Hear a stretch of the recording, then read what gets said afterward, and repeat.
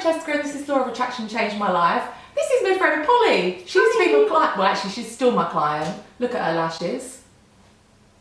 She's here because we've decided to do a little mini series about, do you want to manifest it or does society want you to manifest it? So we want you to think about the things that you want to bring into your life, and truly, is it something you really, really want?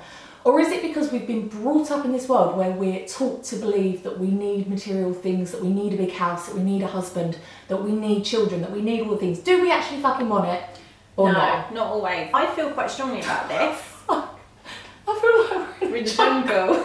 It's too much. No, I love it. Sorry, carry on. So I feel quite strongly about the loved one because I'm 33 and I think that I am guilty of having been like, oh, I need to find this boyfriend and I need to be like settled with someone now, and like there's this rush.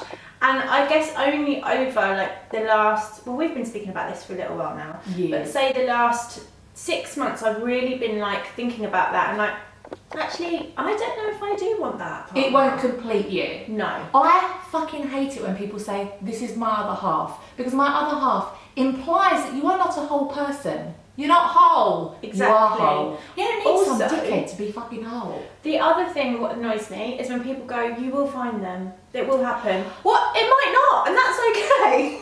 So we were having a spray tan a few weeks ago. Well, you were having a spray tan and we were talking about this. I need to keep my hands away from my face because I had a spray tan 8 goddamn days ago and my face don't match my hands. So I need to keep them and I can't edit them out. I'm like a ghost. I'm see-through. I haven't had a tan in 6 weeks. You're having one in a minute. Yeah. But we were doing a spray tan and we were saying this about how when you meet up with your smug married friends, they'll be like, so how's the dating going?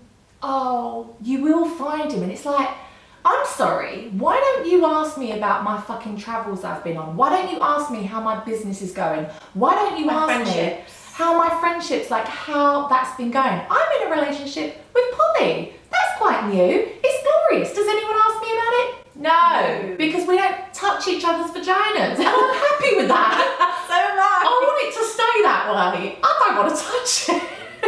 But they don't ask you that. It's all based on, have you met someone yet? If not, what a shame, you'll meet him soon. Yeah, and this you'll meet him soon or it will happen. It really bugs me because I know people are just being kind and trying to say like, oh, don't worry, but I'm okay with if it doesn't. And also like, it might not. Like there isn't some magic thing that every single person must find this person. And also, may I add, I would rather be on my own and living the life that I live, which I love, than with the wrong person. So, you know, if that person comes along, great. And if they don't, also great. Obviously, ideally, it would be fab. I mean, I've done that, being with the wrong person, and I would choose this 100 times over. And I think that's something that sometimes I personally feel like, and I don't know if it's just a paranoia thing, but I feel like when I got divorced, a lot of people saw that as failure.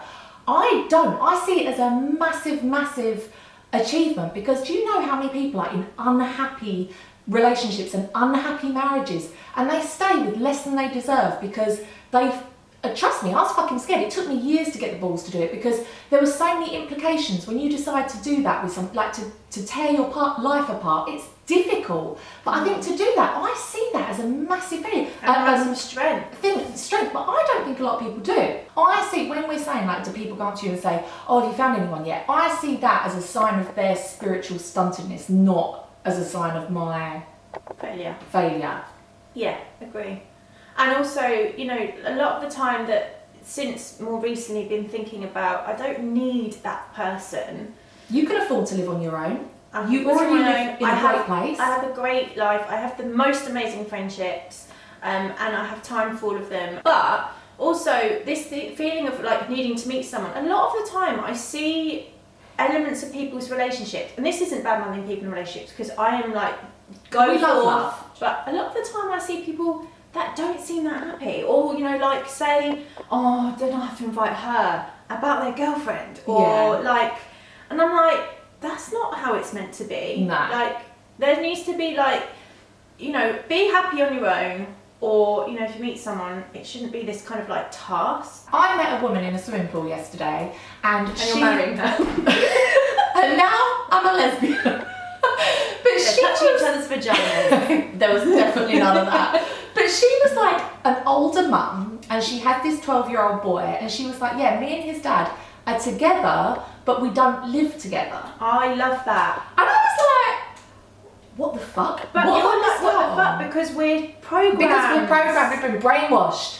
Oh, yes. And like that, so, you know, like, so recently, there's been somebody that I've been hanging out with who should remain nameless. Ooh. But what was really interesting about this relationship, which it is a type of relationship, is that it wasn't this like, oh well, the next stage of this is that we should then do this part, and you should meet my friends, and then you should do this, and then we should move in, and then we should, like, what was really refreshing was actually learning about there is something beautiful about having someone in your life that enhances your life, that makes you see things differently, that is great to you, you have great sex with, you have a great time with.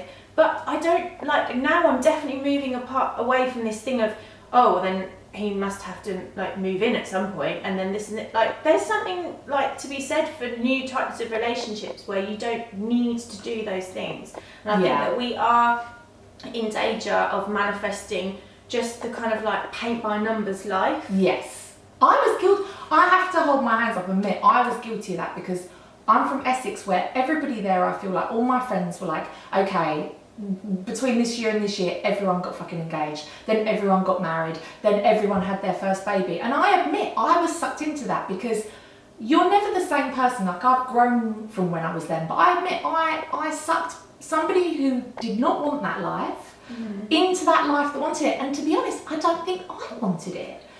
Real talk, I like being a bit of a hoe. I like dick. You do. I love dick. I talk about dick. I am not so long. much the hoe. No, but and I'm reclaiming that word hoe. I don't mean. Yeah, no. I go, also, fucking go forth. Fill your boots for doing that. Like, I do. Own it. Like, this is the point. Is that it doesn't have to be what. Yeah, you're basically trained from a young age. And there's a documentary on Netflix, I think it's called Explained. Oh. No, it's a series and it's called Explained. And there's like a really short about monogamy. I've seen it. It's amazing. And there's the beginning sequence of the this particular episode is all clips, like a montage of like Cinderella and when she gets saved by the fucking prince, and like all these moments in films where it's like, I love you, you complete me, you had me at hello, da da da.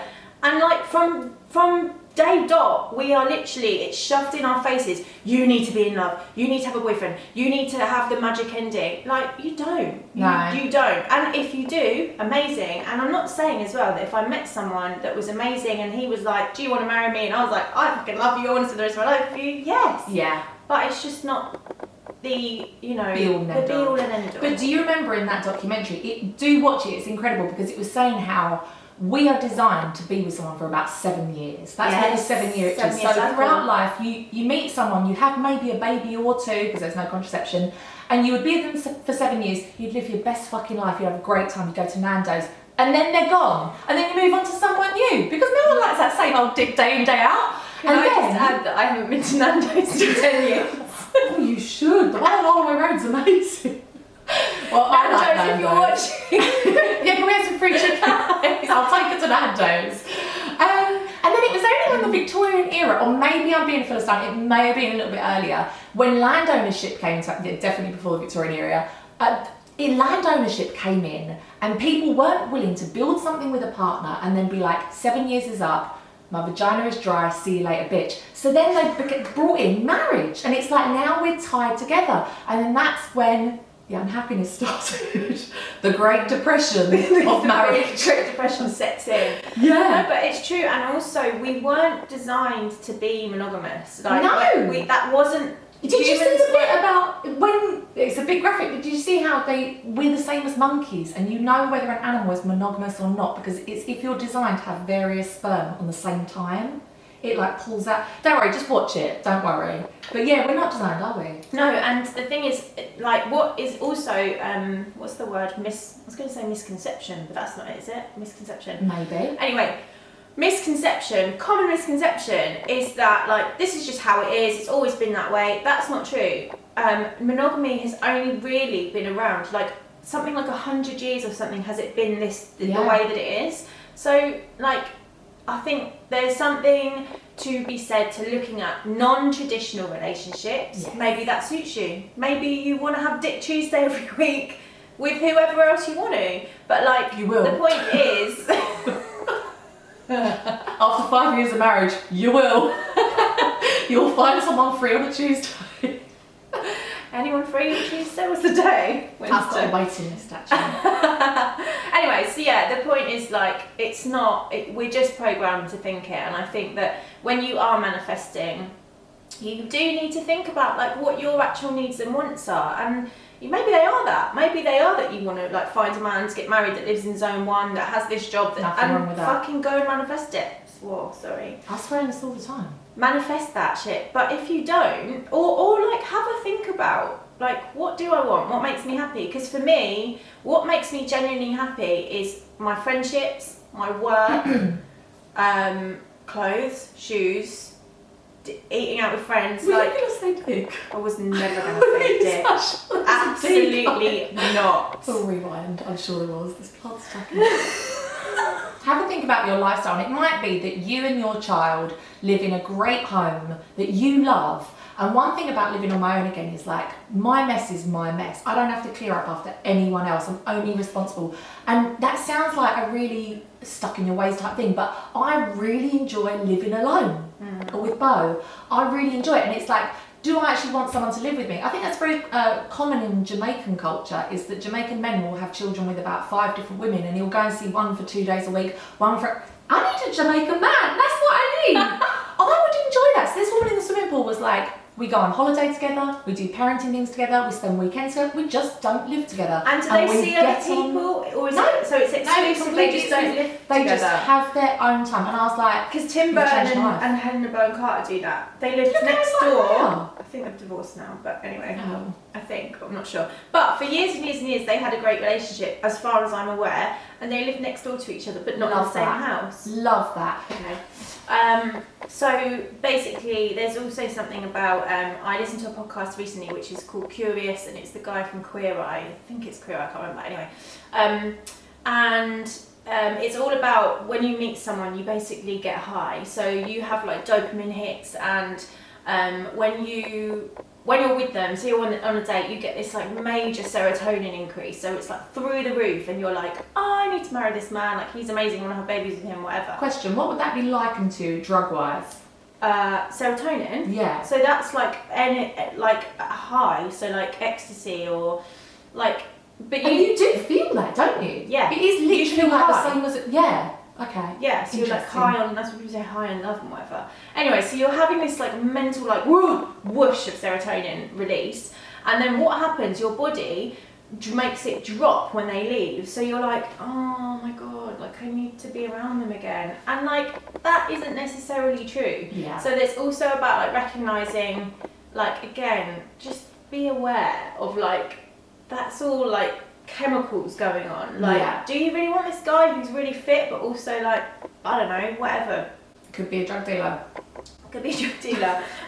So yeah, and like, you know, he'll message you and you're waiting for that message and you get a dopamine hit. Again, manifesting, you know, this contact and whatever. Like, just stop for a minute. Like, do you want to hang out with this guy, or do you just want the hit? Okay, so the last bit of this video is going to be really bleached out because I can't control the sun. I can't control it. And see, now it's cloudy It's again. a gorgeous day though. To be honest, it's probably bleaching out all of my imperfections. My style of makeup today is like, you know when somebody's in a morgue and they're preparing the body for them to see their family? That's how I did my makeup today. There'll be a later YouTube tutorial. Morgue chic. So anyway, I will see you next week with another video. It might be with Polly. We don't know yet. There's going to be a whole series of these. I think our next one is going to be on careers and money. Do you really want it, or does society want you to have it? That's what we're finding out. You can follow me on Instagram. It's at Law of Attraction Changed My Life. And what's your Instagram? At Bambi_paradise. Does it annoy you having to say underscore?